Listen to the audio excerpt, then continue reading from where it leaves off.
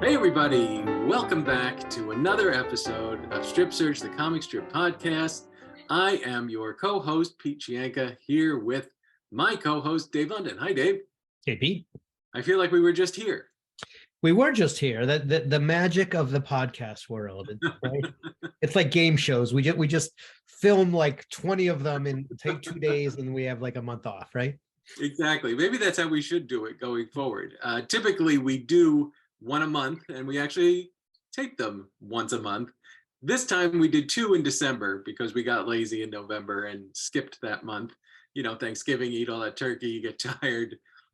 So we have moved into December, and we're squeezing two in. So, and we're very excited about this one. We're going to be talking to Harry Bliss, who is currently the #1 best-selling author, co-author, I should say, of Number One is Walking, which is his latest collaboration with Steve Martin. It's on the top of the Amazon charts right now in his category. You know, there's a category for everything on Amazon. I can't tell you exactly what it is. I think it's the #1 Harry Bliss books category. Right. #1 book in which a cartoonist collaborates with a Hollywood superstar. Right. So, but we're very excited to talk to him. We're going to try to keep our little chatter here brief, so we have as much time as possible to devote to Harry to talk to us about his career and his collaboration with Steve.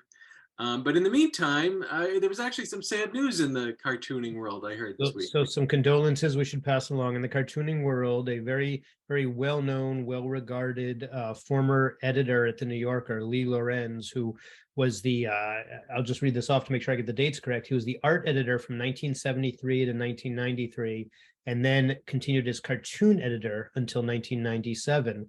We just heard that he passed away. And I don't know Lee, I never met Lee, but from what I understand from reading about him in the tributes, very well regarded, very well liked, very talented cartoonist who had numerous cartoons in the New Yorker in a very distinctive style, and also a musician. I did not know this, but he played in, I think it might have been a jazz band that he played in, and so he was well known for multiple aspects of the arts. And so we just pass along our condolences to the Lorenz family.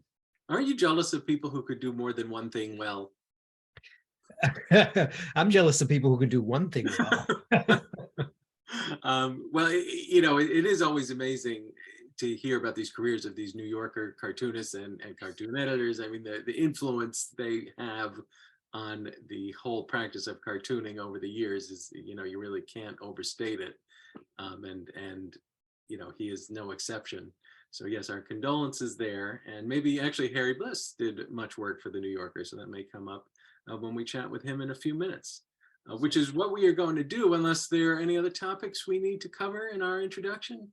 I think let's just get to Harry.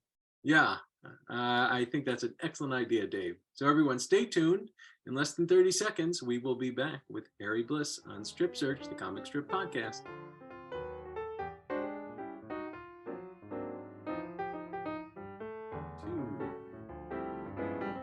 Hey everybody, welcome back to Strip Search, the comic strip podcast. I'm Pete Chianca, here as always with Dave London. And I would like to introduce our guest this month. He is a legendary cartoonist and illustrator who's done thousands of single panel cartoons, about 24 New Yorker covers, and more than 25 children's books. Among those were several bestsellers with writer Doreen Cronin that became the basis for The Bug Diaries, an animated series currently streaming on Amazon. And most recently, he's collaborated with somebody you may have heard of, actor, comedian, and American icon Steve Martin, on a series of single-panel cartoons that made up their first best-selling collaboration, A Wealth of Pigeons, and their new book, Number One is Walking, which tells the story of Steve Martin's film career in comics form. Thanks to this man. Welcome to Strip Search, Harry Bliss. Thanks. Nice to be here. Yeah, thank you for taking the time. Very cool. So we're going to just to jump right into it, we want to ask the $64,000 question on everybody's mind. How did this collaboration with Steve Martin come about? Did the phone just ring one day and there he was on the other end looking for a cartoonist? Steve was his wife Anne was a fact checker at the New Yorker, and so I'm assuming he was having dinner with Anne and a couple people from the magazine this was probably 4 or 5 years ago. I wasn't there, but my cover editor, Francois Mouly, was there. And during that dinner that happened in New York, I think Francois and Steve probably had a conversation, and Steve probably just said, I have a couple cartoon ideas, and Francois suggested me, and Steve and he was familiar with the work. And after that, I think Francois made an email introduction to it for us both, and then we just started emailing back and forth. He would send gag ideas, just I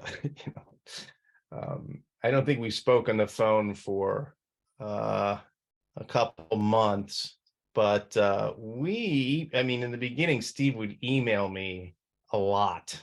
He was really sending a lot of ideas, so, which was funny because sometimes the ideas would come in at like 4 a.m. It's like he's like staying up late trying to be funny and think of cartoons. So it was funny, made me laugh.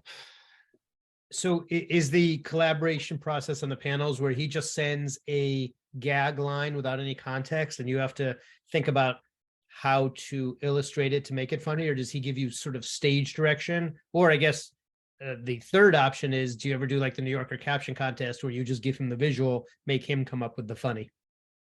Well, in the beginning, he did give me some stage direction, and then he learned that he didn't really have to.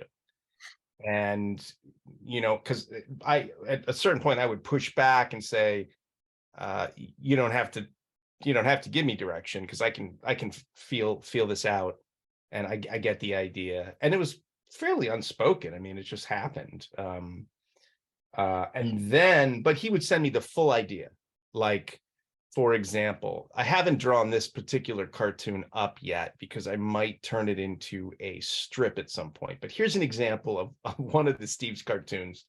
He would say, it's a genie convention, like genie in a bottle, and overhead shot, Las Vegas convention space, just genies everywhere. And then he would give me lines for each genie, like funny lines that they would say to each other. I don't recall what they were at this point, but that would be one panel. And I got that particular idea with his kind of description, not overly described, but I just thought, are you high? There's way too much work in that. There's no way I'm going to do that.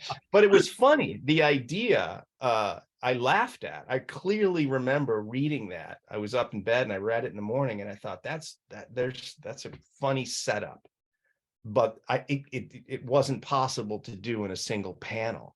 So I thought, we might revisit that. But and then the second part of your question is, yeah, a lot of times I will send him. I just did the other day. At least twice a week, I'll send him a drawing that is in need of a caption. And he sent me, last one, he sent me 3 different ideas, and sometimes they're all good and I don't know what to choose. And I'm like, you got to choose one. And sometimes none of them are good. And then I'll be like, yeah, I'm not sure. And I like this, there's a seed in this one. And then he'll try again. And then I'd say 15% of the time, we just let it die. We just don't do it. It just doesn't work. It's like an unspoken thing. We just don't communicate after that. So there are occasions then where you're in the position of having to tell Steve Martin that he's not funny enough. Well, it's not. It's Steve getting the language of the gag cartoon, and he learned to play the banjo, and it'll take him some time to learn this, I suppose, but he's a quick learn. But yeah, there's been a couple times where I've been like, that's visually, it's not going to work, but pretty rare. Pretty rare. So I want to jump to the new book for a moment, and we Pete and I both had a chance to get it before we prepared for the podcast, and something that really struck me was the incredible detail, both the scenery and both the visuals of the people in it. Steve and all the characters who spot on. And So the question, a couple of questions that came up are, how much research went into your process to draw what was there? Is it actually real settings? Did you have to, Google the images, or what did you do? And also, sort of, and this is maybe a more broader question that goes back to the panel as well, your art process, what you actually use for tools. Do you use the same? The style is, slightly different in your book, but your style, you have that very unique style. Is it just pencil drawing, or is there something else? If you could just walk us through how you get your style. Yeah, the book, I did a fair amount of research for each story. That's each anecdote that Steve told me. I researched it. So when he's in that restaurant, I forget the anecdote, but there's a specific restaurant where it's a Three Amigos story. Yeah. Anecdote, and I had to research that restaurant and get the mural right, where he was having lunch back in the, I think the 80s. And when he was a kid, young or a teenager at Disneyland, I had to research those three musicians who played across the street from him at Disneyland when he was practicing rope tricks. So yeah, I mean, I tried to get it pretty accurate. And the scene, I'm sorry, not the scene, but the anecdote where he Gene Kelly's getting a Lifetime Achievement Award, and he meets all these celebrities like Cary Grant, and he gets up and delivers a really hilarious bit about singing in the rain. If you get a chance, it's on YouTube. It's freaking hilarious. But yeah, so I researched that YouTube clip and still photographed some of the scenes with my iPhone camera. And you can see Marvin Hamlish is in one of those drawings. It's like at a certain point, I try to be Mort Drucker, but it's just a joke because he's a genius, or he was a genius. But I look at Mort Drucker's drawings for Mad Magazine, and I try to keep that in the back of my mind when I'm doing the research for those like crowd scenes and stuff like that. And yeah, it was hard getting the likenesses, but yeah, so I did do the Google search and stuff. And in terms of my style, it's really antiquated, man. I just use a mechanical pencil and a 2B lead and a 4B lead, and an rapidograph pen, and that's it. And just a beautiful Strathmore tooth sketch paper. It's taken me 25, 30 years to just get the right paper. Like right now, this time of year, it's very dry. So the graphite adheres to the paper like friggin' butter. It's fantastic. Whereas in the summer, and there's moisture in the air, it can be a real problem. Even with an air conditioner, it's not good. But yeah, it's just a pencil, pen and ink, and graphite. And so no iPad or Cintiq for you? No, not at all. And it's not because I'm anti-technology, because I love all that stuff. It's cool. I mean, I wish I don't wish, but I'm just as fast as a computer. So why would I mean, I can knock out a cartoon in an hour, if that. And they're not big. They're 6 inches square, my panels. And I've been doing it for 50 years. I've been drawing since I was 8. So, but I've always tried to make the drawings. I always admired Daumier and lithography. Like I loved that toothy quality to lithography. So at a certain point, I was doing washes when I first started for the New Yorker, and stylistically, I was kind of emulating drawings. And I really tried to get that look of a lithograph, a richly drawn lithograph and that's what I do now with the drawings. I mean, they're not lithographs, but they're graphite. What's on your drawing table right now? Can you show us a preview? Cover the caption if you don't want to give anything. I did a bunch of, This one, sometimes the drawings are like, there's a guy, he's with the cat, and he's got the cat, and the cat's, at first the guy was like looking in the bathroom window, and the cat was there. So this is an example of like me drawing a guy and his pet, which is a common theme in a lot of my cartoons, because it's very autobiographical. But I changed it from the window, the mirror in the bathroom, guy looking out the window, there's snow falling. And as you guys know, when it's seasonal, you got to be ahead of 3 weeks from now, it's probably going to be snowing. So a snow cartoon would be appropriate 3 weeks from now. So it's not really funny. I'll read you the caption, but you're not going to think it's funny. The guy just says to the cat, "That is snow. It means it's cold out there. It means it's cold out there. Also means we're ordering in sushi." So it's really not a funny. It's not a funny cartoon, but it's cute. And that's something that in the past few years I've kind of embraced. Actually, it's really weird. It organically happened in that my drawings, like I said, they're very autobiographical. And sometimes I'll just go for something that's sweet. It doesn't have to be funny. In fact, something that feels too heavy-handed to me is just is trying too hard to be funny doesn't really work, but everybody has their own style. So with respect to the sketch you just showed us, are you using any reference materials for that? Or are you just going right out of the noggin for the cat? That's just noggin. Yeah, that's just right out of the noggin. Occasionally I'll get, if I suck at drawing horses. I can't draw horses. You and every other cartoonist, on the planet, right? Horses and bicycles, right?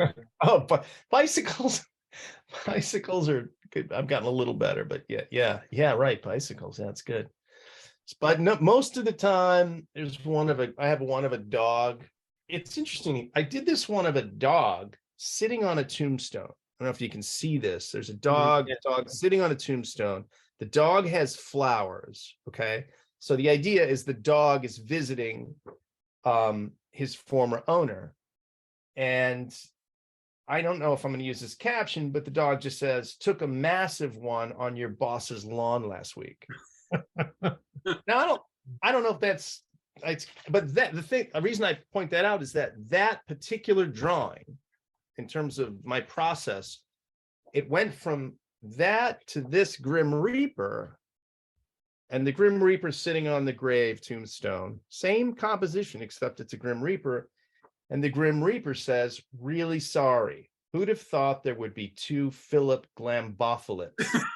And that one isn't done, but that's probably going to be syndicated and that'll run in newspapers. Who knows? I mean, I hope I didn't just spoil it for New York. I gotta send it to me.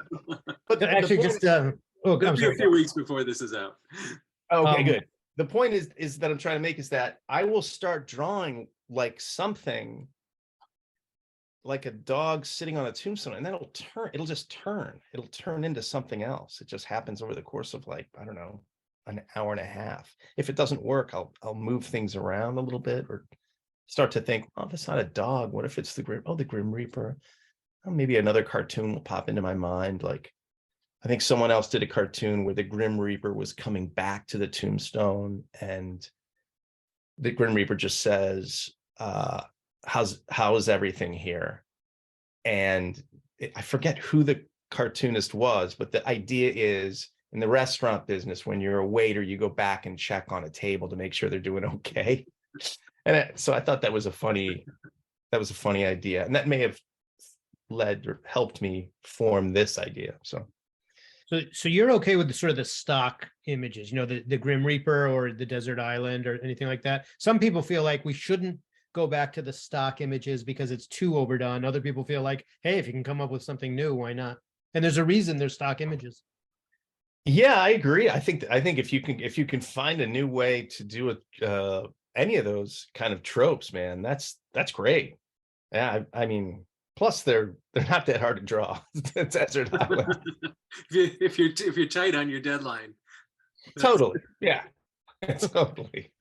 Just to jump back, you mentioned about how a lot of your cartoons are autobiographical, and this sort of ties it to that. I loved how in the new book, you're a character in it, basically, and your dog.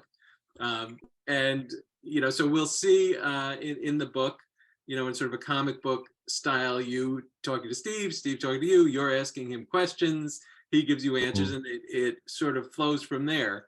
How much of that really happened? Like, was he jetting into New Hampshire and you'd walk around in the woods and listen to his stories? Not at all. No, I don't think, he wouldn't know what to do out here. No, he would, no, but it's interesting. I think that it's a weird how that happened. I just did it. I mean, I think that maybe we probably had a discussion at some point, but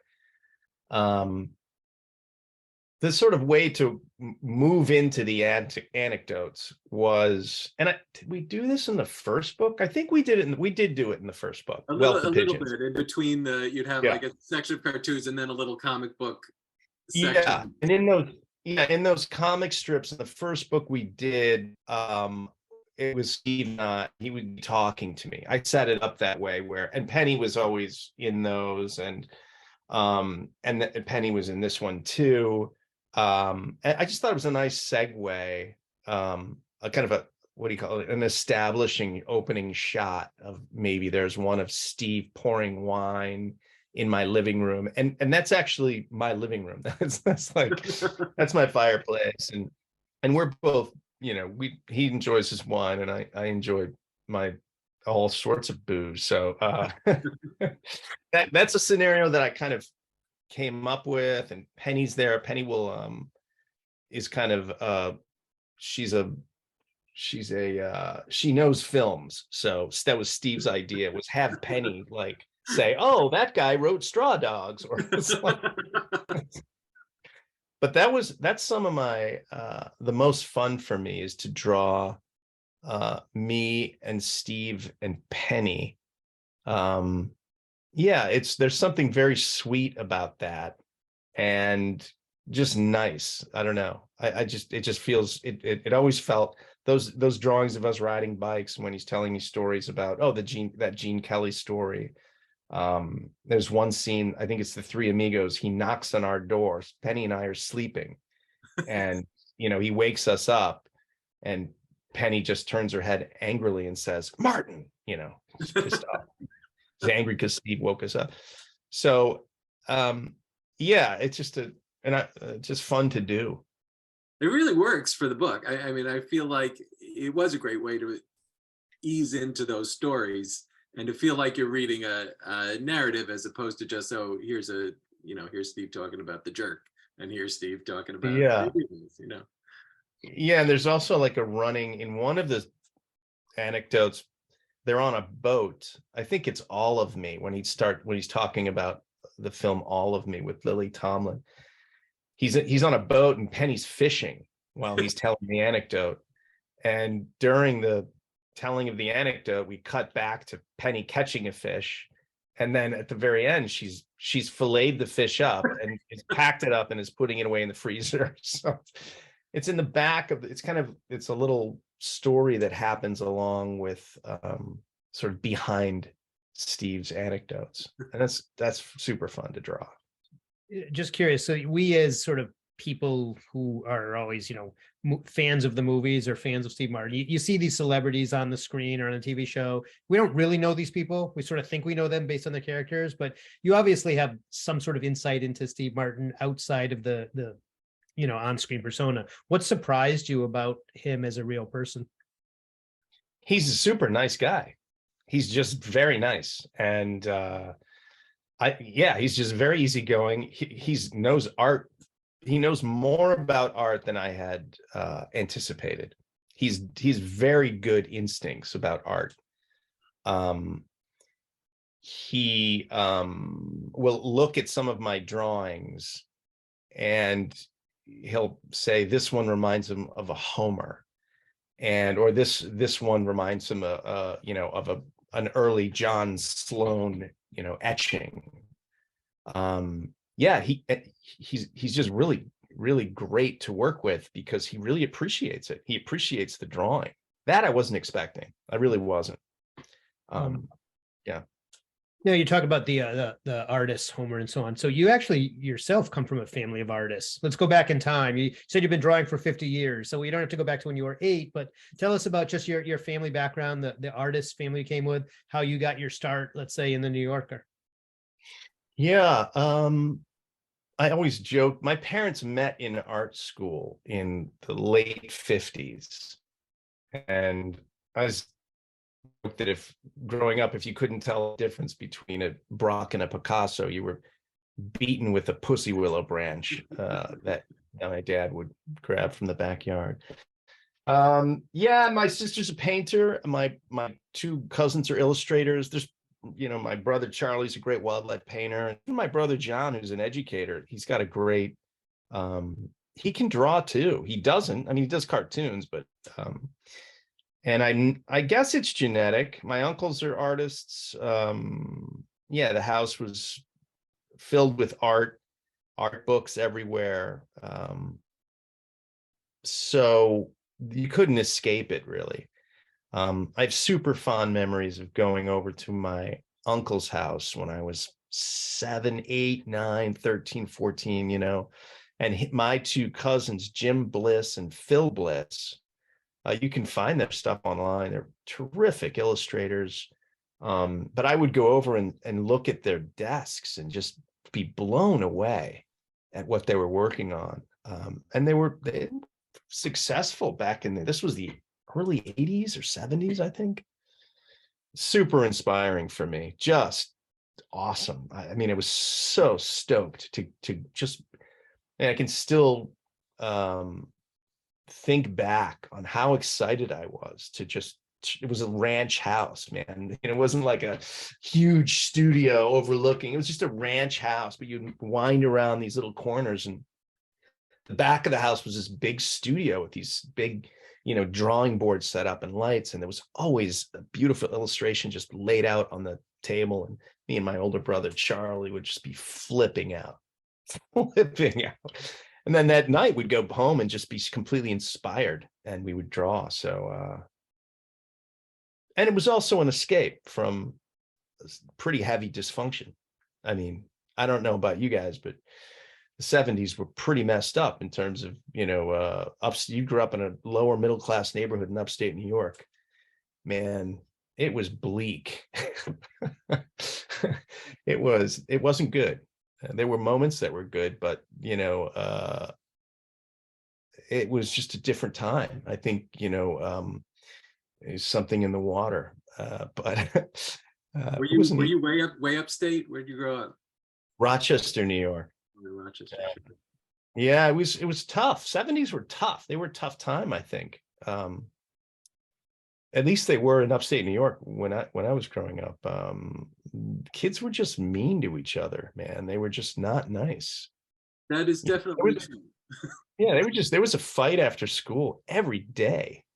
I mean, it was just like, and it was just textbook like in the movies. They would just cheer them on, like, fight, fight, fight. I used to see fights constantly.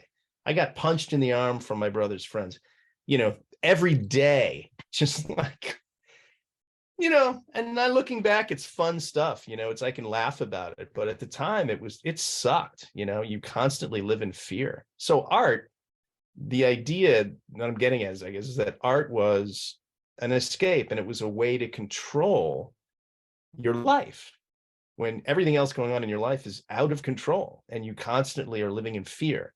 When you can sit down at your desk and have control over this thing, this white piece of paper, and make up your own kind of destiny.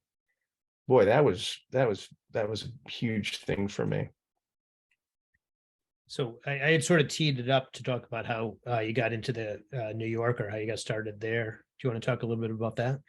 Yeah, I was doing, after I graduated from art school, went to a few different art schools. I ended up going to the Philadelphia College of Art, where my parents went.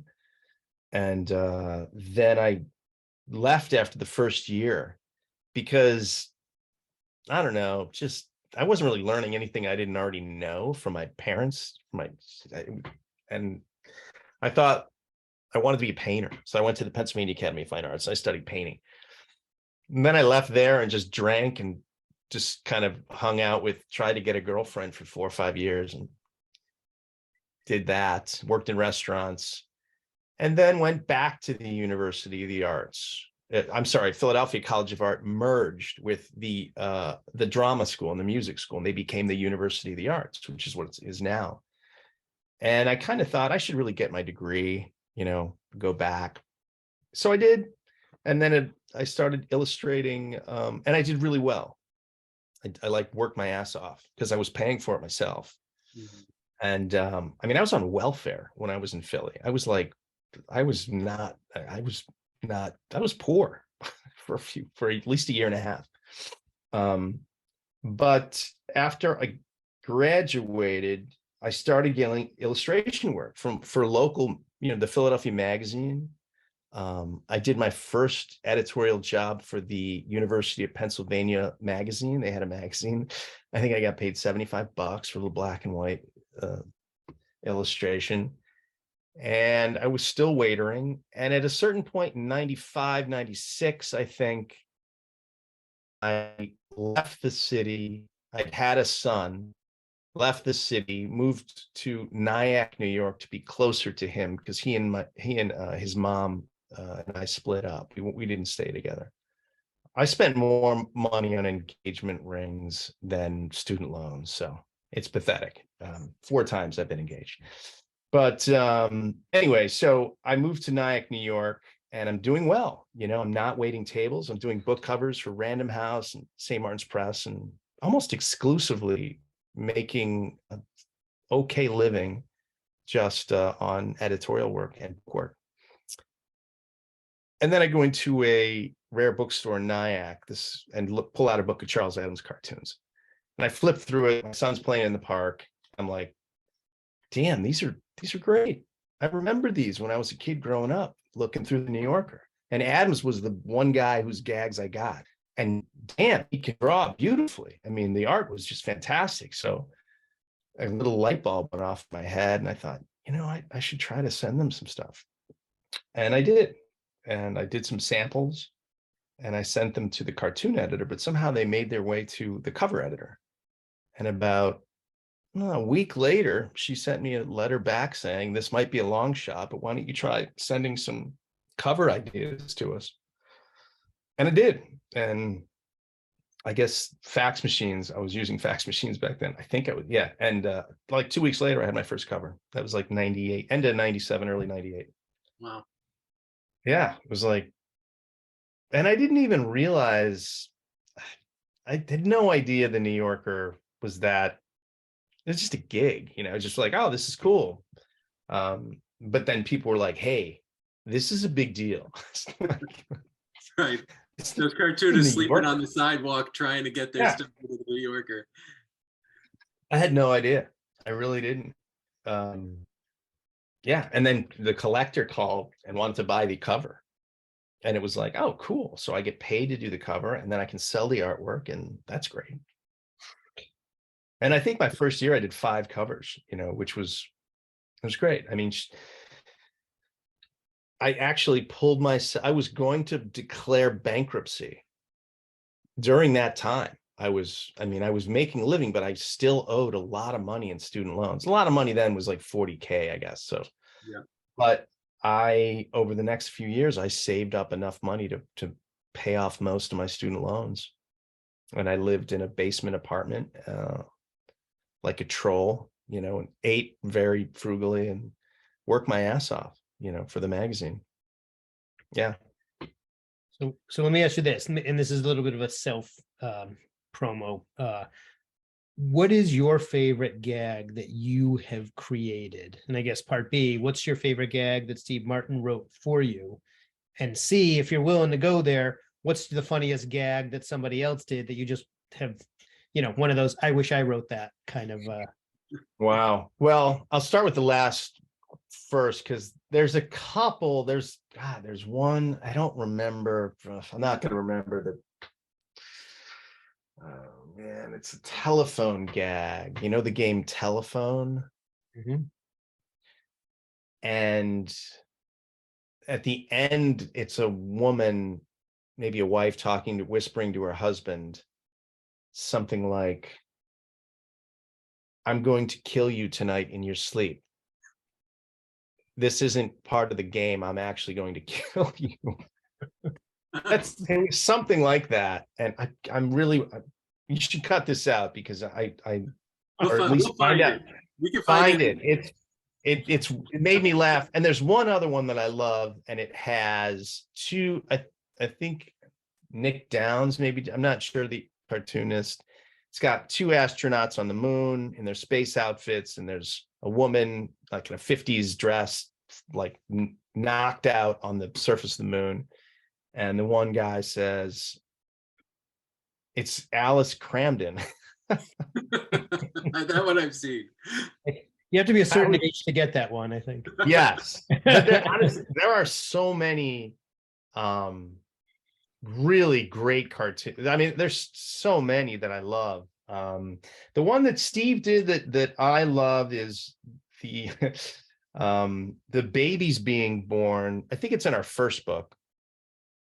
Babies being born, and there's just delivered. The doctor's there holding the baby, and the parents are there, and the baby says, "This is the best birthday ever." even when he sent me that in just prose, like in an email, I burst out laughing because it just seemed like, it's like, you can't top that birthday. And my favorite, again, it's hard for me. I'm being honest here. There are times when I will look back over my cartoons and it will make me laugh. I will not, I don't necessarily forget it, but I've done thousands of cartoons, but I'll look back over a cartoon. Well, I did last week. There was that I think is really funny. So it's got a guy and his dog, and they're at a little kitchen counter, and they clearly are both totally hungover. They're both just about to sip coffee, and the guy just says to the dog, "So what do you got going on today?" And it's just, if that's what you say when you're hungover to your partner, it's like, "So what do you got going on today?" It's like, so it's hard because I really, there are a lot of cartoons that I really like that I've done. I know that sounds arrogant, but it's just true. I don't know what to say. It's like, No, we definitely get it. And I know we've been in that position where we'll look back at stuff from a few years ago, and I'll say to Dave, "That was really funny." And it was funny, and I'll look at my art and I'll be like, "That drawing sucks. I can't look at that anymore." But yeah. I will do that with my old drawing. I will look at my old, there came a point in my career as a cartoonist where the drawing kind of peaked, and it leveled off, and that was like, oh God, I don't know when, but pre that time, it's hard for me to look at those drawings because I just think they're kind of crappy. Yeah, bums me out that they exist. Just to, we literally could keep you here all night, but I had one more question I wanted to get in while we're talking. I've been seeing you over the last couple of weeks promoting the book on various news shows. I saw you with Steve on The View. It seems so non-cartoonist-like to have to go out there and sell the product like that, and to be sitting next to Steve Martin and those View ladies whom I can't name. Like, what was that like, and what has this whole experience been like for you? Well, there are two parts to that I can answer. We also did a town hall show, which was just awesome. I mean, with Nathan Lane moderating, me, Steve, and Nathan Lane, and God, that was funny. Those guys are so good and quick, and Steve played the banjo. So that kind of thing is just great. That's just fun. And I've spent enough time with Steve and his wife, and I'm pretty comfortable around them. My wife has met them too, so we're pretty comfortable. I don't get nervous around them, and part of that is working for the New Yorker. I mean, when you work for the New Yorker, you end up at parties with David Byrne and Kevin Kline, and you know, at a certain point, you act like an idiot once or twice, and you learn not to do it again. It's like, so, but the view, man, that was crazy. It was like, that was like, I'm just glad I was sober, because it was like the whole thing about, and I said this to Steve, I think I was like, the thing about the view is that when you sit down and you come out there, and I saw beyond the audience. I saw the audience all masked. I saw the walls. Then beyond that, I saw New York City. I saw beyond that the communication of everybody tuned into the view. And I imagined in my mind how strange this whole setup, this thing that we're doing right now is. I guess I was very, very present in that moment. And I was in awe of the moment. I thought, this is just mind-blowing to me. It really was mind-blowing. I don't know how I made it through. Well, Steve actually makes it really easy for me, because he makes me laugh. And if you watch that clip, when I actually exclaim, I'm really nervous, you know. And then I say, and why are you nervous? Steve said, why are you nervous? Because this is live. And Steve's like, this is live? Which was a nice, he's just a pro. He's done it a gazillion times. So he made it really easy for me. But I don't know. I think more back in the day, Kathy Geiswhite, she would do the Tonight Show. Walt Kelly was on probably some shows, and there's a great Jack Ziegler interview on David Letterman. If you get a chance, highly recommend watching that. I knew Jack, and he was one of my favorite cartoonists. And there's a great interview with him and Dave on YouTube. Yeah, but it was okay. It was fun. Speaking of Kathy, I noticed her character Kathy made a guest appearance in the book. She did. Yeah, totally. Yeah, exactly. Yeah. It was super fun. And she reached out to me at a certain point. I used her in a cartoon. I used her in one of my Bliss cartoons where two guys are at a bar, and she's kind of in the background next to them. And then one guy says to the other guy, I don't know, man, she looks like trouble, or something like that.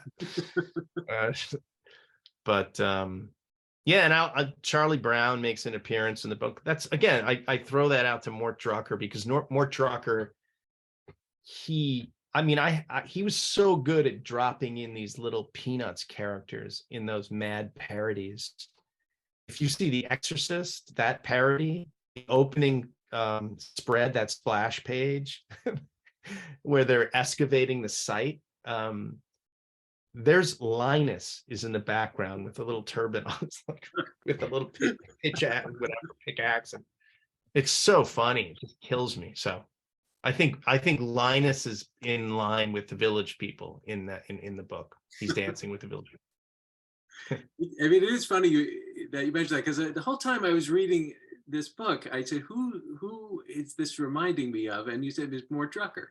That style of, like, maybe his was a little bit more exaggerated, but where you feel like you are looking at the real person, even though it's a cartoon illustration of that person. I think you did a really good job of capturing that. Thanks, because it's very hard. It's like, I think of Mort Drucker and Will Elder from Mad Magazine from the 50s. Those guys were so good. But Drucker, in my opinion, Mort Drucker was one of the greatest draftsmen I've ever seen.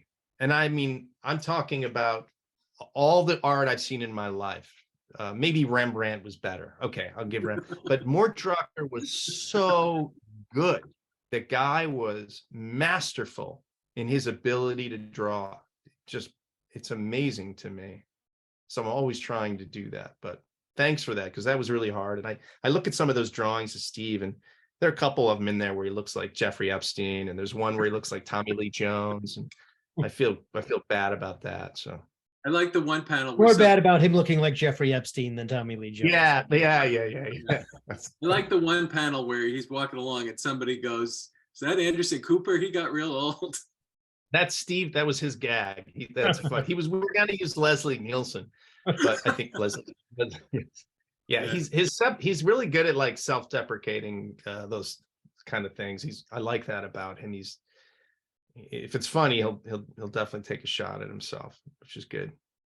Well, this has been terrific, Harry. I can't thank you enough for coming on. And just before we go, I mean, clearly nobody needs help finding Number One is Walking. It's a huge bestseller already. It's just been out a couple of weeks. But where can people find out more about you and your work and your New Yorker covers? Like, what's the best place for people to find I you? think the best place to go is Bliss Cartoons on Instagram. I mean, I'm a big fan of that platform, and I actually kind of curate it pretty. Like I take my time to curate what I put up there, both in the prose and the art. So, and there are links to all sorts of stuff on there too, but that's the best place. Awesome. Well, everybody, please check that out. Harry Bliss, thank you so much for joining us on the Strip Search podcast today. Everybody, if you don't, for some reason, have Number One is Walking yet, please go out and get it. And when you read the book, you'll find out what Number One is Walking means. We're going to leave that as a mystery to entice you even further to go out and buy it. And you'll get to see my dog Penny. Yes, it's definitely worth it just for that, and a lot more reasons. And meanwhile, come back next month where we will have another episode of Strip Search, the Comic Strip Podcast. Bye, Dave. Bye, Harry. See you guys. We'll see you all next month.